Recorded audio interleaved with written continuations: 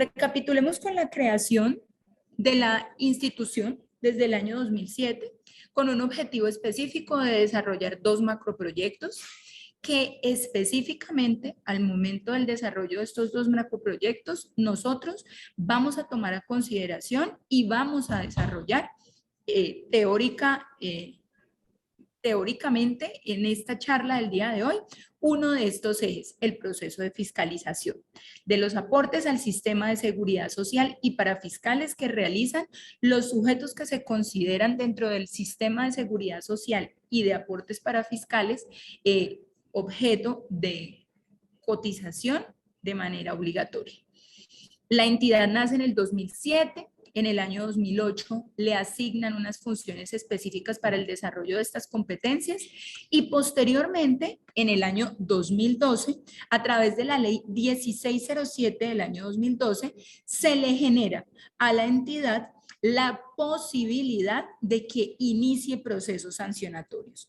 Esta ley 1607 del año 2012 le dice a la UGPP, señores UGPP, ustedes ya tienen una función, ustedes ya tenían una posibilidad y era revisar que las personas realizaran de forma exacta y dentro de los tiempos específicos las cotizaciones al sistema de seguridad social, cumpliendo con una connotación específica de generar claramente el desarrollo de las posibilidades específicas de cumplir a cabalidad con todas las connotaciones propias de lo que significa en nuestro país el ingreso base de cotización. Establecidas estas situaciones, le dicen, si usted encuentra inexactitudes en esas cotizaciones, si usted encuentra morosidades o encuentra omisiones, entonces usted va a tener una facultad específica y esa facultad específica es requerir, solicitar información y si no se cumplen con unos procedimientos específicos dentro de unos términos establecidos, pues entonces va a poder iniciar también un proceso donde va a sancionar. ¿A quiénes? ¿A quiénes vamos a sancionar? A quienes tienen la obligación de generar la cotización y la afiliación.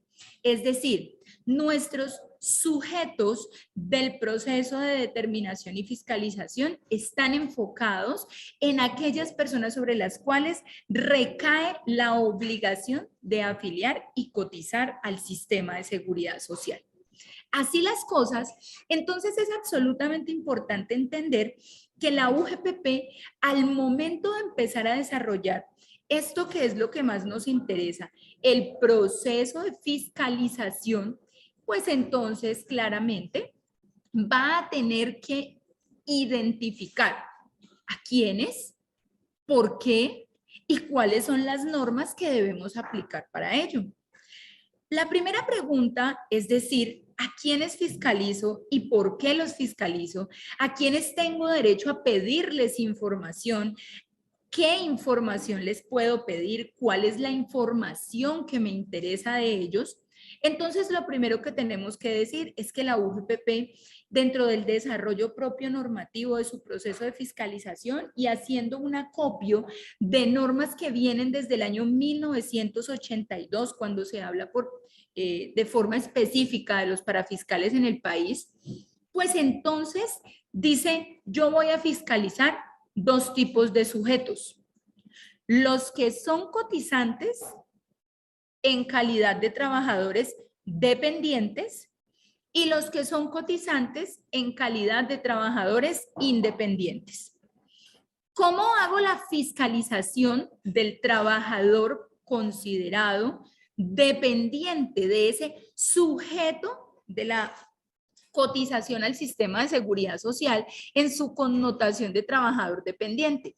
Retomemos un poco entonces el concepto de lo que significa un trabajador dependiente a la luz del Código Sustantivo del Trabajo para indicar que entonces se considerará un sujeto obligatorio de cotización y afiliación al sistema de seguridad social en calidad de trabajador dependiente aquella persona que tenga suscrito un contrato de trabajo o tenga una relación legal y reglamentaria con el Estado. Es decir, estamos hablando entonces que en este mar de afiliados dependientes contamos con el trabajador del sector privado, persona que se vincula a través de una sujeción específica de labor de una forma subordinada en lo que se indica será un contrato de trabajo, pero también encuentro que será sujeto de este proceso de fiscalización aquel empleador del sector público que ocupa la contratación de trabajadores oficiales que se vinculan al servicio del Estado a través de un contrato de trabajo con un plazo presuntivo y de los empleados públicos que se vinculan al Estado a través de una relación legal y reglamentaria de diversas modalidades, entre ellas el ingreso a carrera o las personas que ejecutan unos cargos de libre nombramiento y remoción. Estas personas se consideran sujetos obligatorios de afiliación y cotización al sistema de seguridad social desde la connotación del dependiente. Ahora entonces, haciendo un análisis normativo integral, pues debemos indicar quién tiene la obligación de afiliar y quién se encarga de la cotización. Ojo, no estamos hablando de dónde proviene el monto de la cotización, no. Estamos diciendo es quién debe encargarse en el proceso final de realizar la cotización efectiva al sistema de seguridad social. Y entonces la respuesta absolutamente clara de estos dos cuestionamientos siempre será el empleador. Cuando yo ostento la calidad de trabajador dependiente, mi afiliación y mi cotización llegará al sistema de seguridad social y a los parafiscales a través de mi empleador. Entonces, el sujeto a quien voy a requerir para establecer si existe omisión, inexactitud o mora en la cotización será el empleador. ¿Qué tipo de empleador? Desde el inicio ya dijimos puede ser del sector público o privado, pero además también debemos indicar que podrá ser sujeto de este procedimiento el empleador, tanto persona natural como persona jurídica. Y desde esta perspectiva, entonces, las reglas de cotización, afiliación y pagos al sistema de seguridad social terminan tornándose en idénticas al momento de requerir a el empleador respecto de las condiciones propias de lo que significa estar sujeto a estas reglas de la cotización. Por su parte, los trabajadores independientes, que son también sujetos de fiscalización, la UGPP, a través de un sinnúmero de conceptos, resoluciones y normatividades integrales, los ha dividido en dos. El trabajador independiente que tiene un contrato de prestación de servicios profesionales, ese es el primer grupo de trabajadores independientes, y el segundo grupo que tiene establecida la UGPP es el de los trabajadores independientes de connotación propia. Es decir, aquí entran los rentistas de capital, los comerciantes, las personas que reciben rendimientos producto no de la prestación de un contrato de prestación de servicios. ¿Y por qué existe esta diferenciación? Porque existe una forma diferenciada de obtener el concepto IBC en cada uno de ellos dos. Entonces, recapitulemos hasta aquí. Tengo una entidad que tiene una función, esa función específica no es la de sancionar, la función de la UGPP no es sancionar, lo que ella busca es que no seamos evasivos en las cotizaciones al sistema de seguridad social y que seamos exactos en los montos que declaramos al momento de tomar un ingreso base de cotización. Pero de manera residual, si no logramos cumplir los objetivos propios de la norma, la UGPP tendrá que iniciar un proceso sancionatorio. Bajo esas condiciones, entonces me dice, ¿yo a quién voy a vigilar? ¿A quién voy a controlar? ¿A quién voy a requerir? pues voy a requerir a aquellos que tienen la obligación de hacer afiliación y cotización.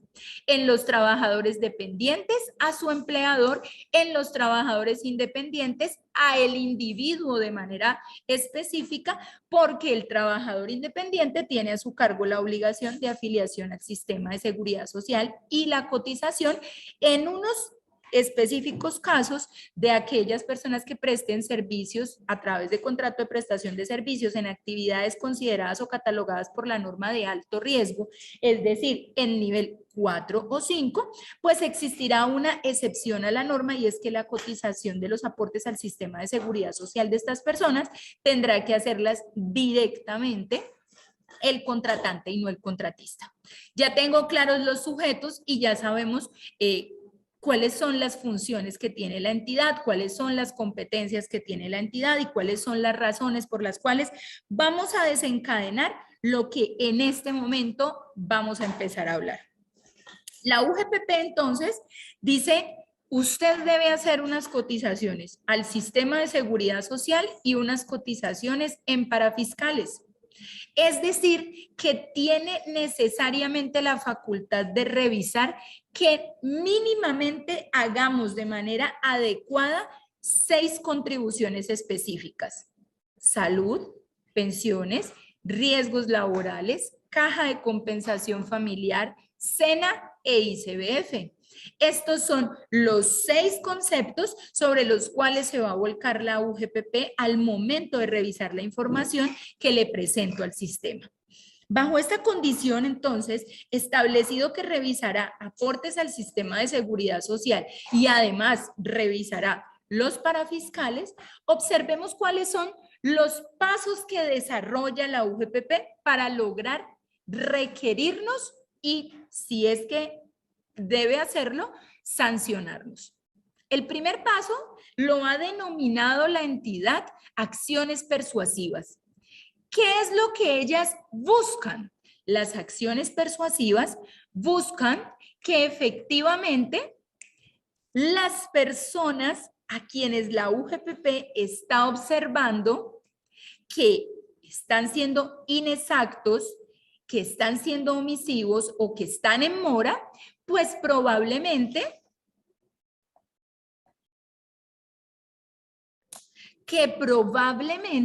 se genere la posibilidad de que enmienden sus errores.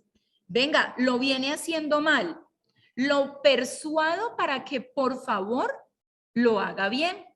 Y le indico, mire, le envío esta acción persuasiva, le envío este requerimiento y con él le estoy diciendo: mire, no lo está haciendo bien, por favor, corríjalo.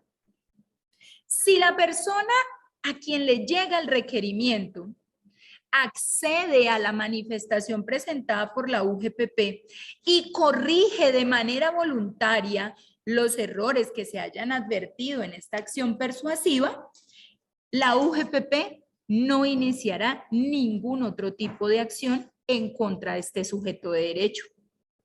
Pero si probablemente no se permite dentro de las condiciones propias de esta persona o simplemente decide cometer el primer gran error que quiero advertir en esta charla, decide ignorar el llamado de la UGPP.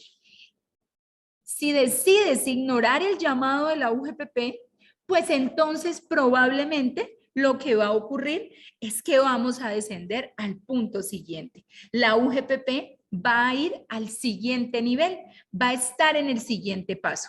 Recuerden, si reciben una acción persuasiva y acceden de manera voluntaria a resolver la solicitud requerida y se evita de manera voluntaria un requerimiento posterior, este tipo de acciones persuasivas no tendrán la posibilidad de generar ninguna sanción en contra del sujeto.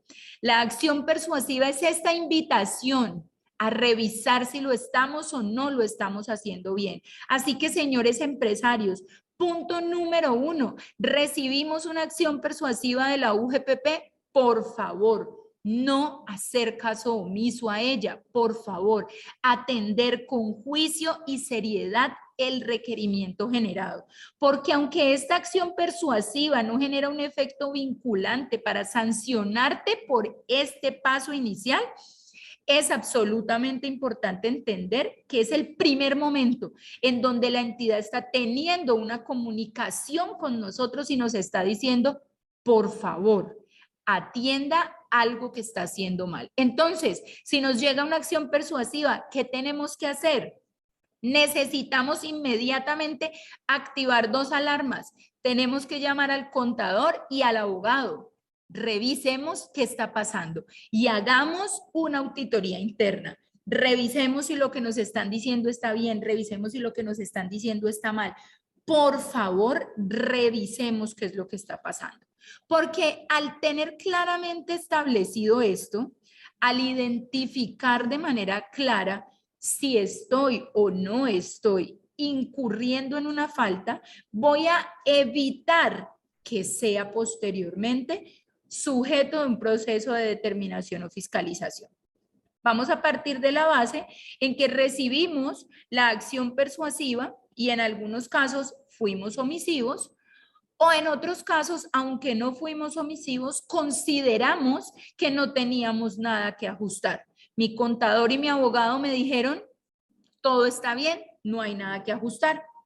Si efectivamente todo está bien, pues no va a pasar nada más porque la UGPP no va a tener la capacidad de iniciar ningún otro tipo de requerimiento. Pero si por el contrario, la UGPP advierte, después de haber recibido esta acción persuasiva, que su actuar incorrecto, omisivo o inexacto sigue siendo ejecutado, ¿de dónde saca la información la UGPP? Es decir, ¿por qué me envía una acción persuasiva y ahora por qué quiere enviarme un requerimiento adicional? Recuerden que se los indiqué hace un momento cuando estábamos iniciando esta charla, pero lo repito en atención a las fallas técnicas que tuvimos para que lo tengamos claro.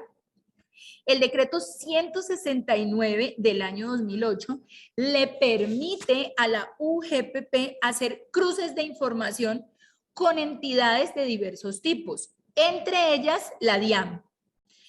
Bajo estas condiciones, es allí de donde empieza a obtener la UGPP la información inicial para decir si lo está haciendo bien, no lo está haciendo bien. Me requiere, hago caso omiso o por el contrario creo que todo lo estoy haciendo bien. Viene un segundo momento. Este segundo momento es el momento en que se denomina proceso de requerimiento de información.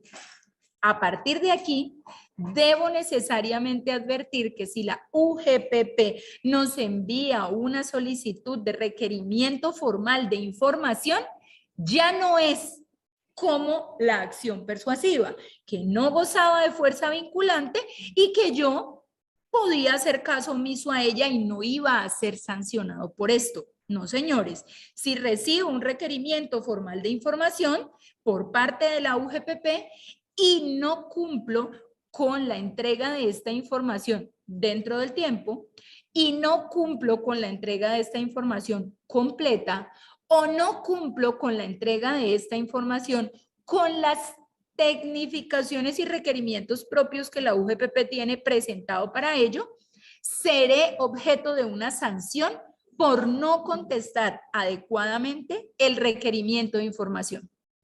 Y alguien podrá preguntarse, ¿pero por qué me van a sancionar por no entregar información? Porque si soy omisivo en la entrega de la información, estoy limitando la posibilidad de fiscalización de la UGPP, porque ella necesariamente requiere esta información para poder establecer si lo estoy o no lo estoy haciendo bien. Ahora entonces viene una pregunta. ¿Esta información se la piden a todos los sujetos? ¿Por qué deciden elegirme a mí? ¿Por qué me van a iniciar un requerimiento de información de manera formal a mí? Probablemente porque en los cruces iniciales de información que la UGPP está haciendo de forma interdisciplinar con otras entidades, observa que usted está generando inexactitudes en las cotizaciones o está siendo omisivo. También puede ser porque algún sujeto que se vea afectado por la indebida cotización al sistema de seguridad social decida impetrar una petición formal ante la UGPP indicando que no lo están haciendo bien. Perfecto. Recibo el requerimiento de información. Soy empresario. ¿Qué debo hacer? Lo primero que debo hacer es observar con detenimiento el acto administrativo donde la UGPP requiere la información para saber de manera clara y enfática qué información me piden. ¿Qué información me van a pedir como empresario? Me van a pedir las planillas del sistema de seguridad social PILA, me van a pedir las copias de los contratos de trabajo, me pueden pedir las copias de las convenciones colectivas, de los laudos arbitrales, me pueden pedir las copias de mis libros auxiliares contables, pueden pedirme cualquier tipo de información que se encuentre concatenada y en un nexo lógico consecuencial entre lo que estoy requiriendo y lo que voy a fiscalizar. Es decir, todo aquel documento que se encuentre ligado con el impacto de la nómina en el trabajador dependiente podrá ser sujeto de requerimiento por parte de la UGPP. Listo, ya recibí el documento. Debo entregar la información porque les reitero, si no la entrego, me sancionarán y las sanciones podrán ser equivalentes hasta 15.000 VT. Entonces, estamos hablando de una sanción pecuniaria y de un nivel alto de connotación. Bajo esa condición, entonces, segunda alerta, segundo llamado, señores empresarios. Si recibo un requerimiento de información por parte de la UGPP, activo todas mis alertas y entrego toda la información requerida. Pero ahora viene otra pregunta. ¿Y cómo entrego esa información? Es decir, ¿a través de qué formas hago entrega de esta información? Hasta antes del año 2021, la entrega de información sobre los requerimientos de la UGPP se realizaba específicamente de dos formas: a través de un correo electrónico o de manera física en las oficinas principales de la UGPP, que en este caso están ubicadas en la ciudad de Bogotá, en el Hotel Marriott, en la avenida 26. Llega el año 2021, se profiere por parte de la UGPP la resolución 858 del año 2021 y en esta resolución nos dicen, no señores, la información no se entrega de cualquier manera, ¿ok? La información la vamos a entregar con unas específicas condiciones. Y para ello, entonces debemos elaborar a través de un procedimiento experto el cargue y validación de esta información. La resolución trae un sinnúmero de situaciones que deben cumplirse con detenimiento y a cabalidad y por ello este es el segundo llamado e invitación a ustedes, señores empresarios, a que al momento en que sean requeridos para presentar información a la UGPP, acudan a una persona experta en este tipo de situaciones, pues puede ser que tenga toda la información que me piden, puede ser que la envíe, pero la forma o método que utilice no sea el adecuado y esto me haga de nuevo un sujeto susceptible de ser sancionado y recuerden que las sanciones de este tipo se miden en VT. ¿Listo? Ahora entonces presento la información a la UGPP. ¿En cuánto tiempo? ¿Cuánto tiempo tengo? Bueno, la norma dice que tengo entre 1 y 3 meses para presentar la información que me piden. Pero entonces, doctora Viviana, ¿y yo cómo sé cuánto tiempo me tomo? ¿Un mes y medio, 2 meses, 3 meses? ¿Cuánto me tomo? El acto administrativo que requiere la información nos va a decir en nuestro caso particular y concreto cuánto tiempo tenemos para hacerlo.